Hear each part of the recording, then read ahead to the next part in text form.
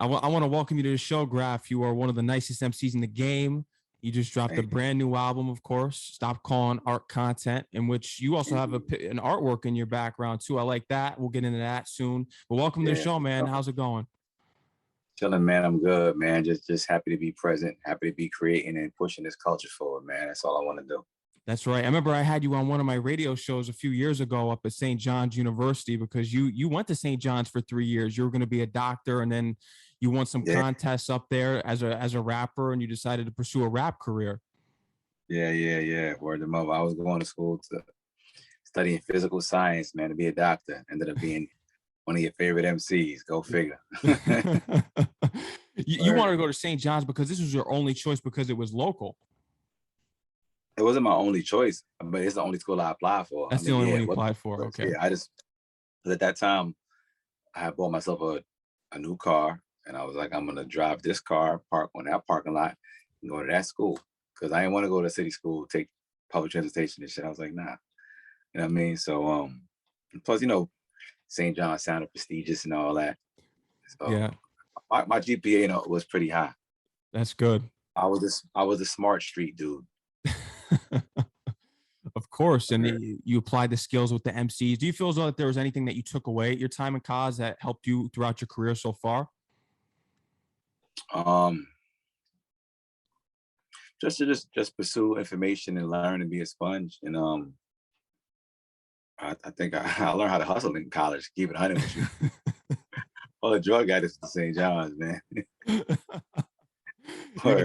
You made your money there during the off time of class. Yeah, they helped me with tuition, man. Shout out to the students in St. John's.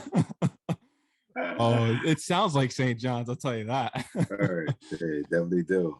What did you find? Did you ever find out? I'm assuming that you did that DMC went to St. John's because this is a rapper school. If you look at it, J. Cole went there, you went there, DMC went there. When did you find out that DMC? I didn't know DMC went there. Wow.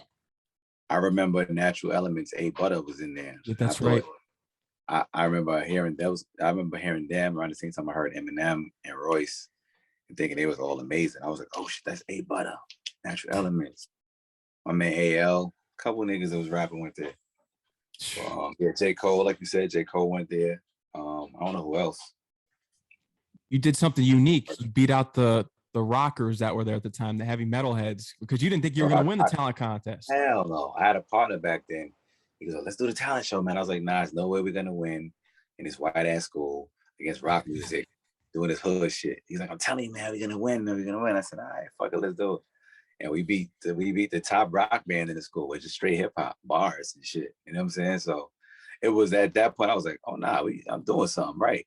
Because I was going to be a doctor instead. And then I did my internship in the hospital and figured out I don't want to do that shit. I just didn't want to do medicine. Yeah. And I used to go to my internship high as shit. My teacher be mad.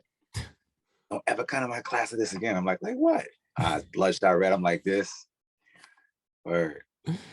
I read online or I heard somewhere, is it true that you were a germaphobe? You didn't want to be in these hospitals because of the sick people? Yeah, I was fucked up. I was a germaphobe back then. I mean, how have you been coping during these times with the pandemic now, especially being a germaphobe? Well, I mean, I caught the fucking COVID twice. Yeah. Believe it. I caught it when they first invented. I caught it when they first invented that shit, and then I caught it again towards the end. And end of the pandemic. So the new strain, the remix. Delta. I call it the remix. The remix. Delta. Or the remix, yeah. So that shit sucks, man. That shit sucks. What was the worst symptom that you had? I didn't have my lungs affected that crazy, thank God, but just feeling sick and weak and fevers, and you just feel like the flu times 2. And it lasted long. My shit lasted like half a month. You know what I'm saying? Probably more than that. So it sucks. Yeah. But you've been keeping yourself busy. During the pandemic, I got busy and recorded the Good Energy album. And right before that, I dropped Oracle 3. And now this go around this year here, I made, like you said, Stop Calling Art Content with my bro DJ Shay, RIP to the late great DJ Shay. And it's executive produced by my brother, Benny the Butcher. Wow. Yeah, that's big. Now, what was the reason for this title that you chose, Stop Calling Art Content? I think it was a statement that had to be made. Like when I do this shit, I'm creating art. I don't do content. I feel like content is created by content creators that are trying to stay relevant. They care about views. They care about numbers. They care about maintaining this systematic instant gratification shit. But that's not what I'm doing. I create art. I don't give a fuck about numbers, views, likes, none of that shit. I care about dope art that pushes the culture forward. That's it.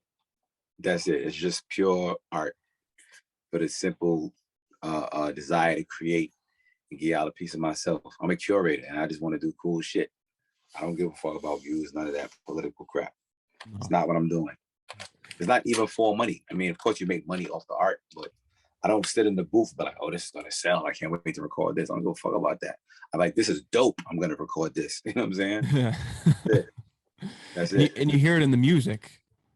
Yeah, you hear it, and that's why I appreciate what you do for hip hop. And I remember when you were on one of my radio shows last time. This was a couple of years ago, and I was just telling you I can't stand the hip hop that's out here right now. And you were actually working on the Oracle 3 at that time, and I remember you telling me that you were going to these clubs, especially in New York, and we weren't even being embraced out here as far as the New York MCs.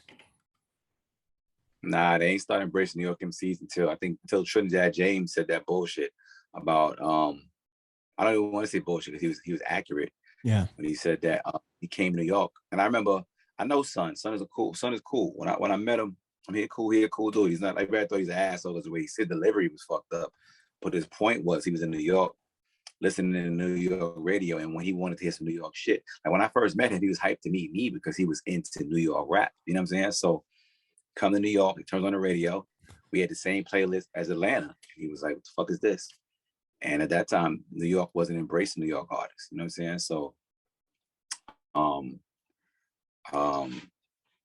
shit was lost. Yeah. We used to be in the clubs, but we New York artists would be in the clubs with rappers from other cities, and the rappers from other cities would get way more love in New York and in New York clubs and the New York rappers. I used to go to DJs like, what the fuck is you doing? Shout us out too. We over here, dog. You know what I'm saying? I know they in the club too. We salute them dudes as well, but this is New York.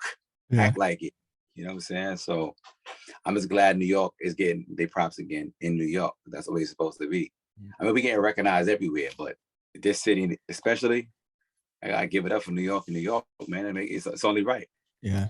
Let me guess, these DJs were at Hot 97 where they claimed that hip hop lives. They were the ones that were shouting out these Atlanta artists and embracing them instead of their own. Yeah, I wasn't mad that they were shouting out Atlanta artists. I was mad that they wasn't embracing us. Yeah. You know what I'm saying? But they started that shit though. I think they embracing it now. But I mean, the underground rap lane that I'm in, that I push forward, doesn't get much airtime. But I mean, I don't really give a shit. I do it for the people, and the people connect with the music. I don't even think like the average consumer that's looking for real hip hop, they're not going to the radio for that shit. They're on the internet. No. I don't, because you turn on Hot 97, it's the same 3 songs that you hear in the mainstream over and over and over again. And the radio industry is still a problem, except for Sirius, because Sirius, you could play anything on satellite, you're still going to get the listeners. Whereas Hot 97 and Power 105.1, these record labels and executives are pushing the garbage, and we know what we get when we hear that. And I'm not even going to call it garbage. It's just terrestrial radio caters to mainstream shit. And if you're looking for hip hop, unfortunately, you're not going to really find it on mainstream radio. You know what I'm saying? You should. Even there should be some kind of balance. I can still play the commercial shit, still slip in a couple of, you know what I mean? A little Griselda here, a little Grafh here, a little, you know what I mean? Some of the sauce. I can still slip that in. I mean, people want to hear this shit. It wouldn't be selling and doing what it's doing if people didn't want to hear it. Is Funk Flex playing your records? Because I remember when you name dropped him in a freestyle, when you're sending him the records, he wasn't playing. Is he finally playing your newer records now? He don't really play my shit, man. But maybe it's me. I don't really ask him to. I don't be thinking about radio when I create this shit. Yeah. So it could be me. Maybe he'll play it if I ask him, but I don't look for radio when I make this shit. I just give it directly to the people, and whoever find it. A lot of thinking about it, my shit is kind of underexposed. You got to be looking for dope shit to find it. It's not like it's everywhere. You know what I'm saying? But I just make it for those who care about dope shit.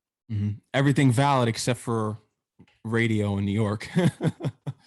Yeah, I'm not knocking radio. I That, don't know. I don't, to be honest, I don't even know what the fuck is on the radio. I haven't really been listening or paying attention. My ears to the street. You know what I'm saying? So I don't even know what's on radio. So don't think I'm not taking no shots at DJs because I'm for the culture. So I support DJs. Even the ones that don't support me, I support DJs, period, because I'm for the culture.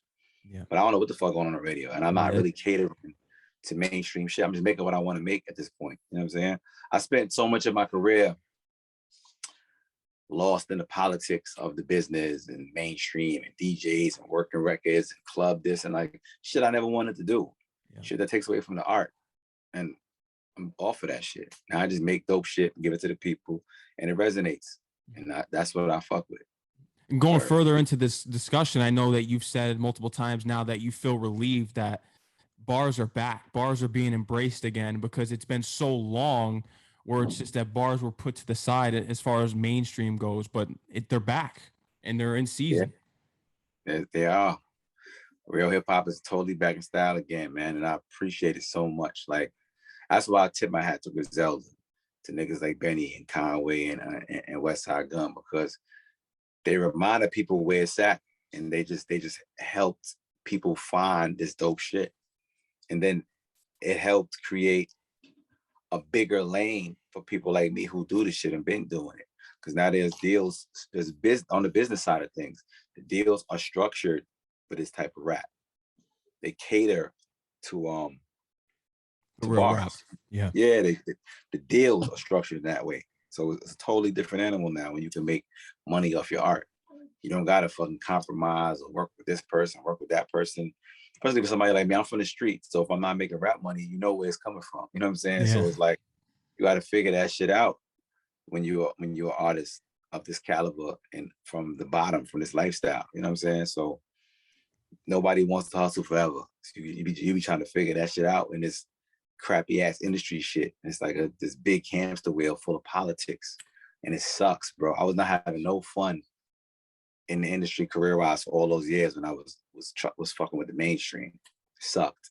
Yeah, because now you were one of the biggest artists next to 50 Cent in the streets when it was first ringing out. You were right there. Yeah, that's a fact. But I didn't get the mainstream support from the powers that be. You know what I'm saying? I mean, they say we got blackballed back then. So I was again, but I was still had enough talent and people cared about the art to the point where I lasted the test of time. I mean, that was over a decade ago. I'm still right here kicking ass like I just started. I feel like I just started and I've been in this shit. You know what I'm saying? Yeah. And you're just keeping going.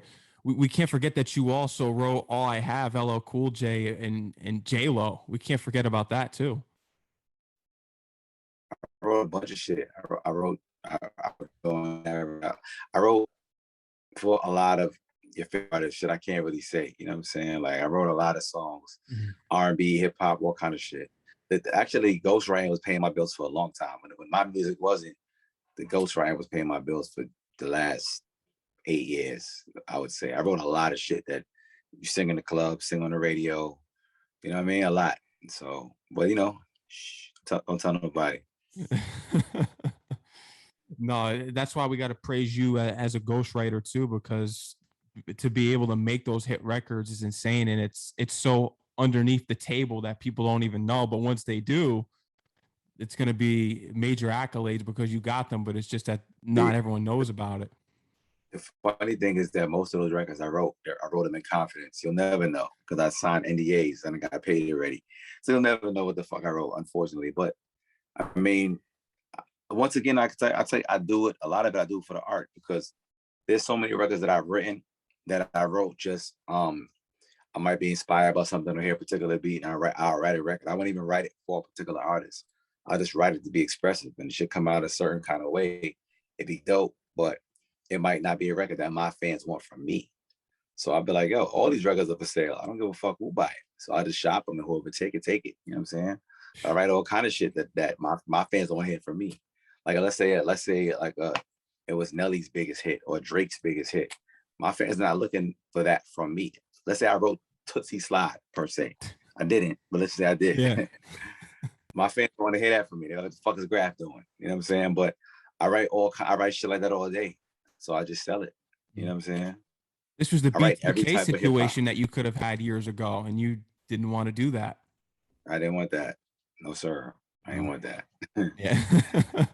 But I'm hip hop to the bone, man. I really care about the culture, and I'm not trying to water it down. Even some of my fans, right?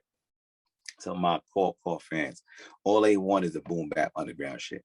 But me as an MC, I be feeling like it's my job and my duty to just expand my craft and kill every type of beat that is available in hip hop. I don't give a fuck if it was hyphy or drill or fucking trap or West Coast shit, R&B shit. Like, I be inspired to kill everything. If they invent a new genre tomorrow, I'm gonna want to kill that shit. But my fans just want one thing. Boom bap. Me as an artist, I want to kill everything. You know what I'm saying? So yeah, I always don't get that way. I kind of be. I understand it because I'm a boom bap head. Anything that's boom bap is just number one to me because that's real hip hop to me. When I hear a boom bap beat, when we look at the '90s, we look at the '80s. That's what we think of when we think of hip hop. And you do that to the fullest with that, and just getting into the album songs. Valid to me. When I first heard that sounded like a horrorcore beat, and I'm talking the Grave Diggers and Kool Keith. Benny and Shay did their thing with that one. Yeah, they did, man. Shout out to Benny and DJ Shay. He's a monster with the beats, man. He was a monster, man. That guy. I'm glad I had the honor and the opportunity to work with him because every beat he sent me was fire. We knocked the album out so fast. Every beat he sent, I was like, fire, another one. I would write it right away because it just had me in my bag. So I would just send it back done.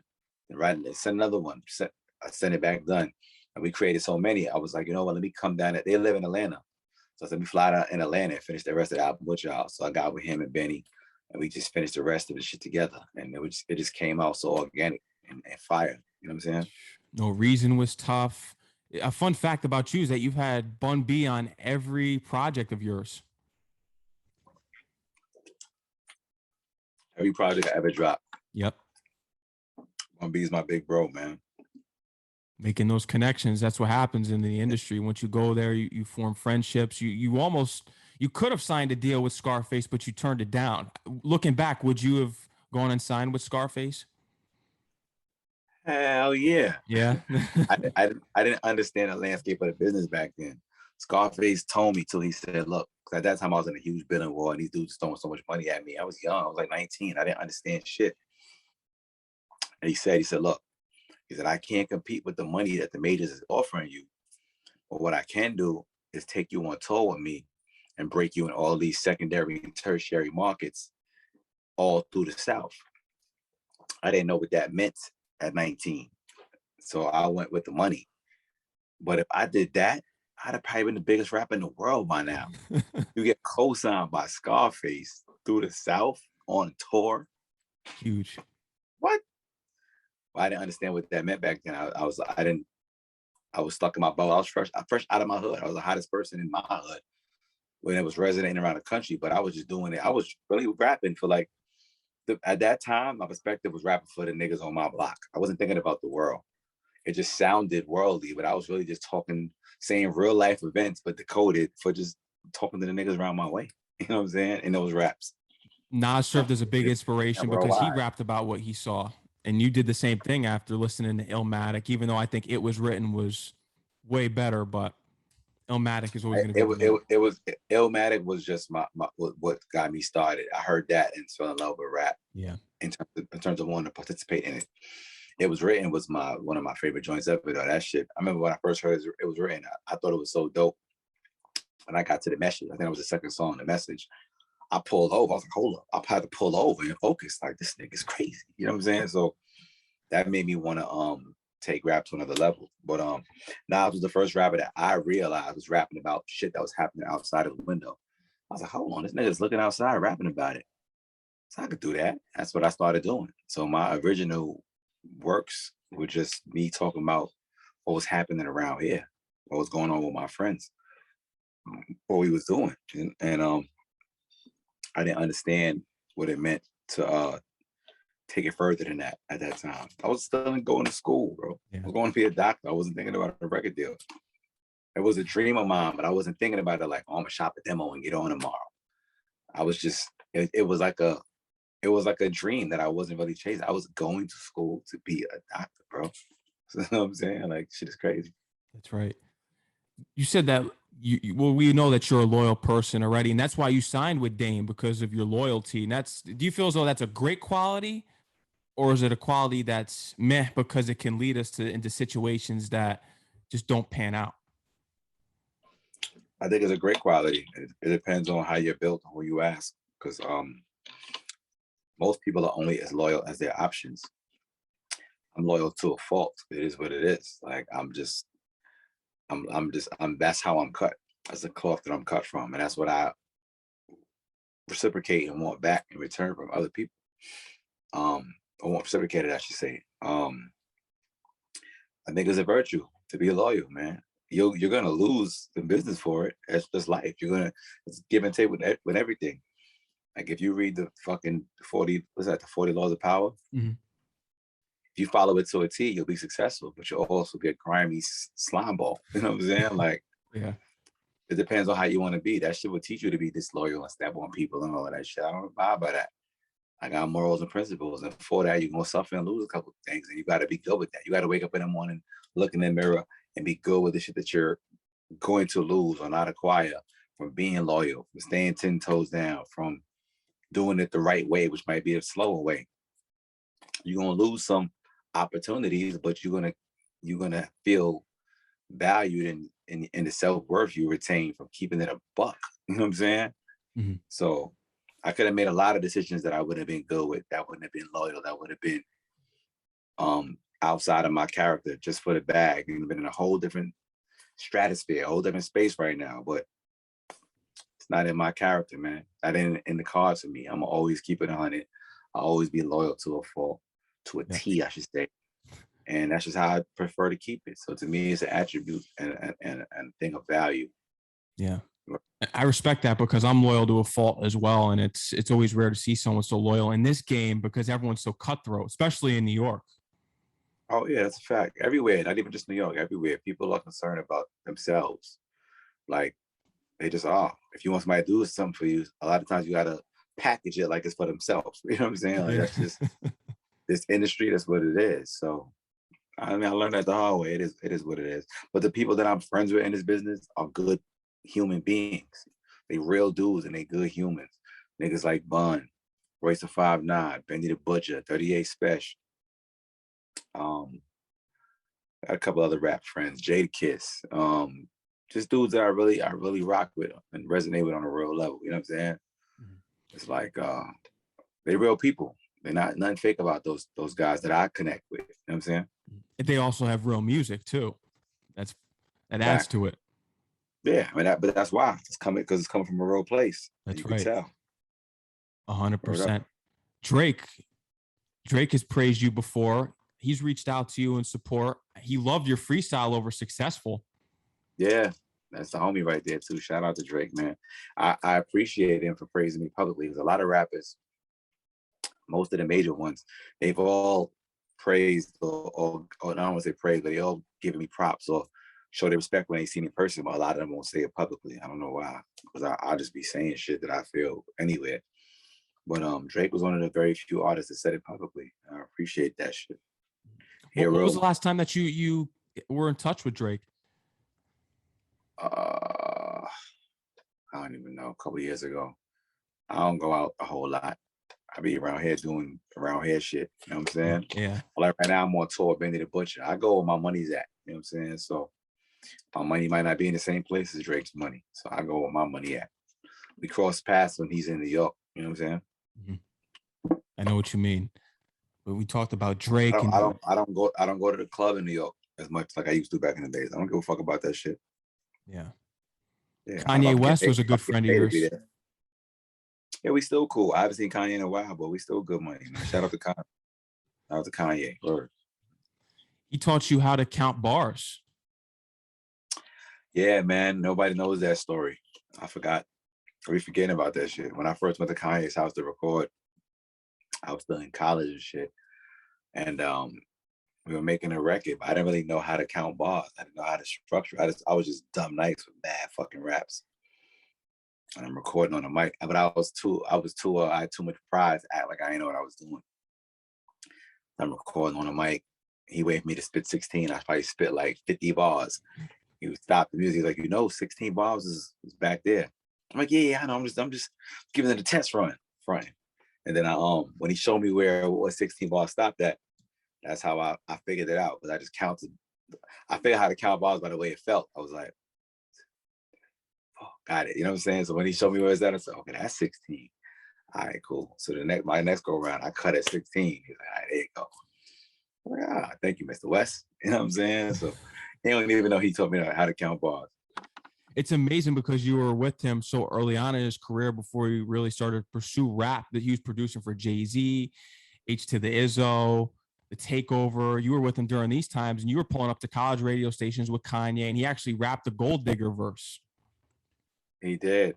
I actually brought him to KaySlay show the first time he went up there. I brought him to the show to spit some bars. He spit the Gold Digger verse on KaySlay show. I think it was there. And somewhere else. We was doing college radio and all kind of shit together. That's the homie. Insane. What makes him such a genius when it comes to producing, just being right there in the booth and working with him? He's extremely talented and extremely meticulous, and he has a good ear and good sense of taste for the music shit. He's really talented though. Like he's super meticulous. He will add a snare or a particular kick drum at the end of a record while it's fading out and nobody won't hear. He'll be so excited about it. Like, you heard that fucking snare that came in at 5 minutes and 1 second. I'm like, yo, the record's fading right there. So no, I didn't hear it, but I'm glad you're excited about it. He's super hands-on and excited, and just he's so passionate about his shit. He got some of the dopest records that was never released because they're not perfect to him, but they're fire. You know what I'm saying? Like he was playing me shit back then that was fire. Like, nah, I gotta change this shit. I'm like, that shit is fire like that. But he's super like really, really, really meticulous and passionate about his shit. I think that's what makes him so good. And he's extremely talented. 100%. And you brought it up, just him being so meticulous. You just look at his albums. He's always re-releasing things, changing songs on the album. So that's just a proven point. Man, he will miss one record like 25 times, bro. He makes that shit mad time, different engineers, different, like he's super meticulous with shit. It's like next level. You be like, God damn, it's different. Me, I go off to the feeling. If it feels right to me, then it is right. You know what I'm saying? I'm not as calculated with certain, but with the bars I am. In terms of the feel of records, it gotta feel. Feeling is like the magic. You can't quantify that or measure it with no computer. That's my opinion. If it feels right, it's right.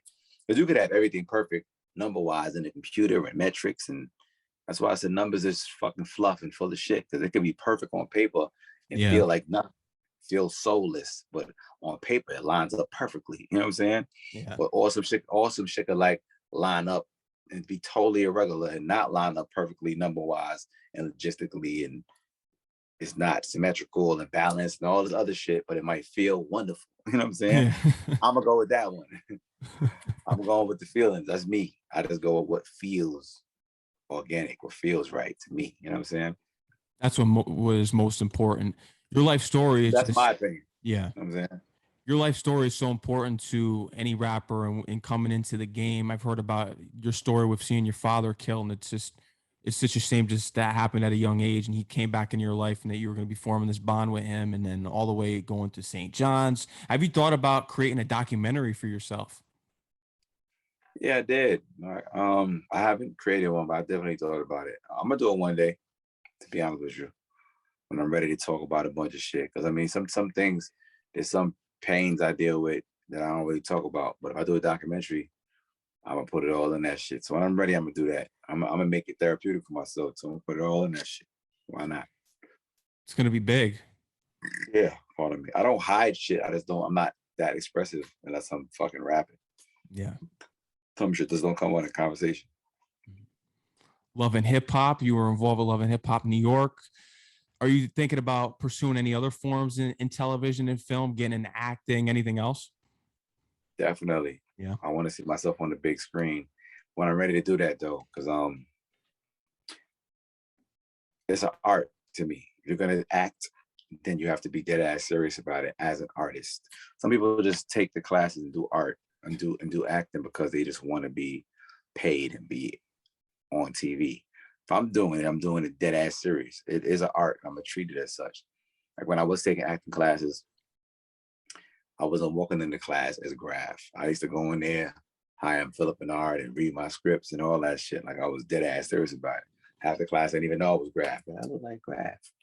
I was on my regular shit, like just a student of the craft trying to learn it. So when I have time to do it, that's what I'm gonna do. Right now, I'm too focused on the music and these clothes. You know, it's my clothing line. Well, this is the squad merch. That's Team right. Bank squad merch and shit. So we have this. It's just, you know, if you want to feel like you're down with the gang, you cop the merch, squad shit. You know what I mean? You cop that. That's at iamgraph.com. Yeah, I was just gonna ask that. Yeah, the clothing line is like the more upscale.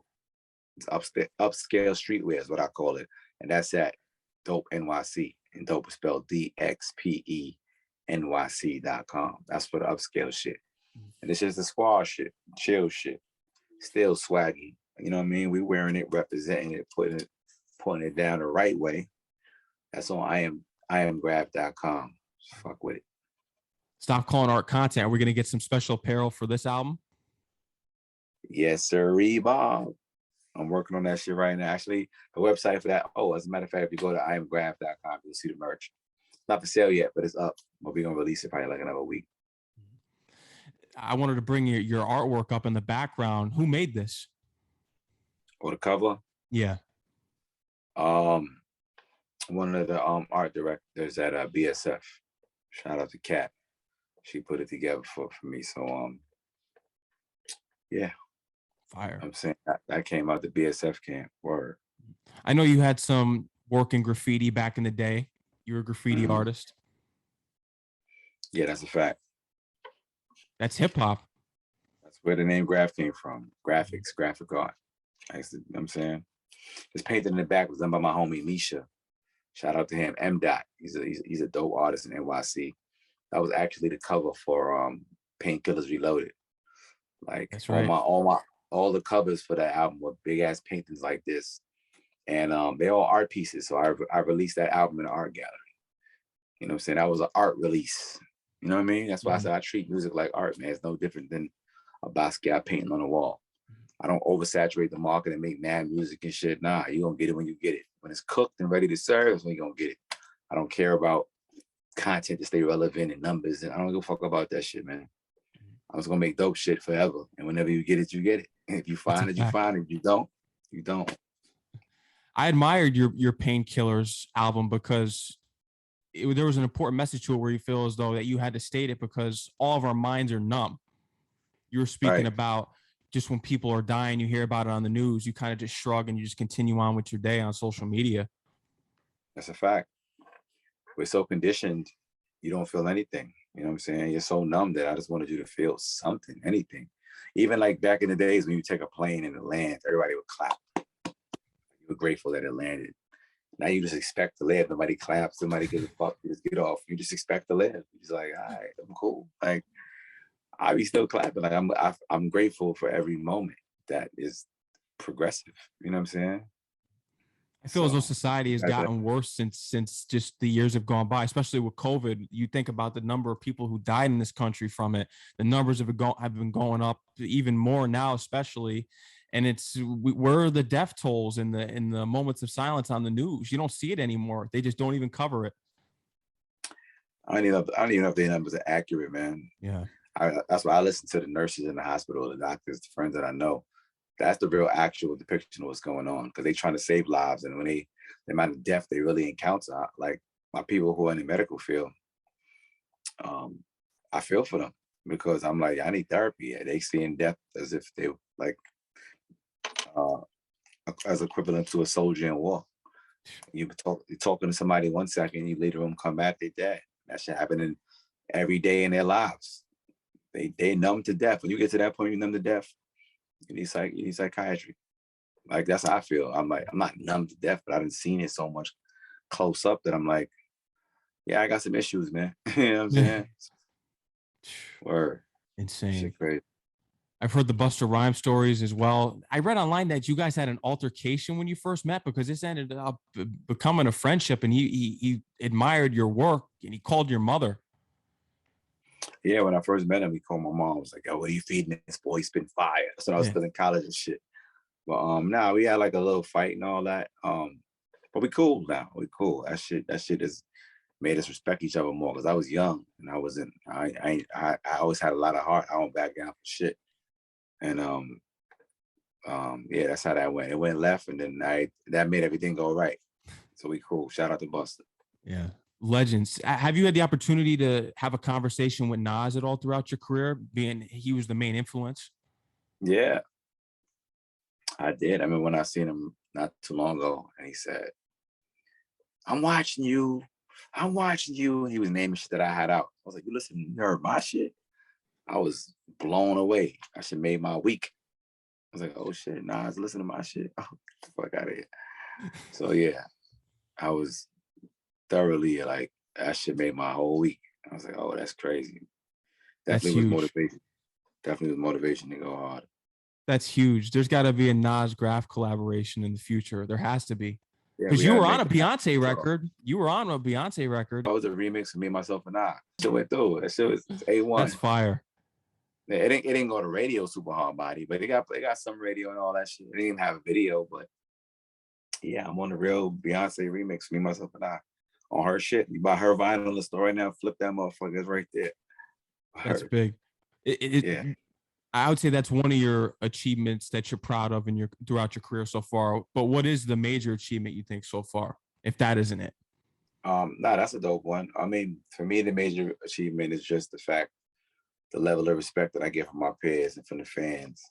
And I feel like that level of respect and appreciation is like worldwide. I feel like there's no, on any continent I walk on, I can find at least one person that fucks with my shit and respects it. And that's one of my greatest accomplishments. Like, I've touched the world in my own way. You know what I'm saying? Like, I haven't traveled the entire world yet. I've been a shitload of places. And I don't think there's one continent I can go to where there's not a fan. I'd be like, I fuck with your shit heavy. I respect it. You know what I'm saying? Yeah. So that's one of my greatest accomplishments. I know you love the UK because they come up to you. They love your music. You're like basically one of the most popping artists out there. And it's all because of bars too. Because the UK, they love the bars out there. It's on the street shit. They've been fucking with they appreciate the lyrics on street shit. I appreciate them for that. They into the culture. You know what I'm saying? The UK, now they know hip hop. That's a big fact. I wish the people out here were more invested in it, and more so not your age group and even some people my age group, but the youth, because I'm afraid for what they're listening to because they're so influenced by TikTok and what's on social media that they're not going to know what the true message is of hip hop. And it's artists like you that they need to be tuned into. It's all good. Every generation got their own influence, man. They growing up on something different. That shit is cool. I ain't tripping. It's just like the generation before. Every generation grows up and influenced by what they influenced by. That's how the progression of things are gonna go forever. I ain't tripping. You got kids in that generation that do care about the hip hop. You got some kids that don't really know about it. It's gonna be like that forever in every genre. So I ain't tripping. If you catch on, you catch on. If you don't, you don't. Yeah. But there's some young look at like niggas like Corday. So I can rap. I fuck with Corday. Corday is tough. Yeah.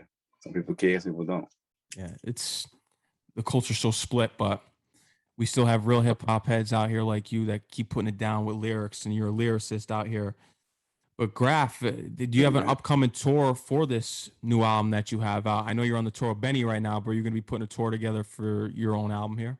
I'm probably going to, but right now I'm just on this Benny the Butcher tour, killing the stage. Because remember, the album came out to BSF, so it made sense to be on the tour with him and promote it that way. Because, you know what I mean? So, and this tour goes on for about another month. So we just gonna rock this shit out and keep rocking, man. Y'all catch me in a city near you.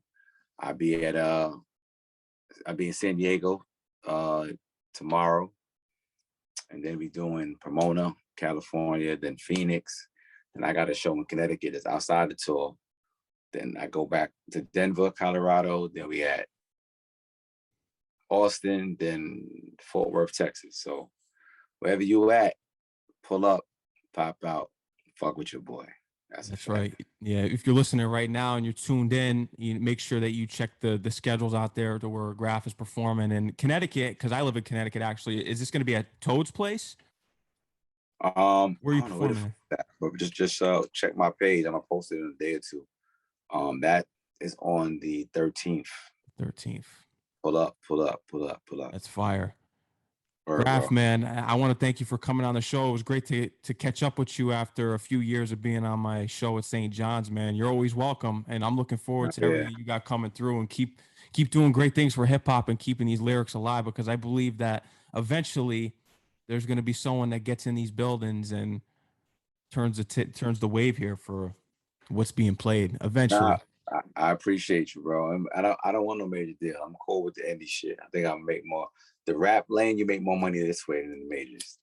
The way the deals are structured, you're gonna make more money right here independent. So I'm cool with it. Word. Fire. All right, Grafh, I want to thank you again, man. I appreciate that. Enjoy the rest of your night, and I'm looking forward to the upcoming performances and the music that you release, man. I appreciate it. No doubt, bro. Be safe, man. Appreciate you. You too, man. All right.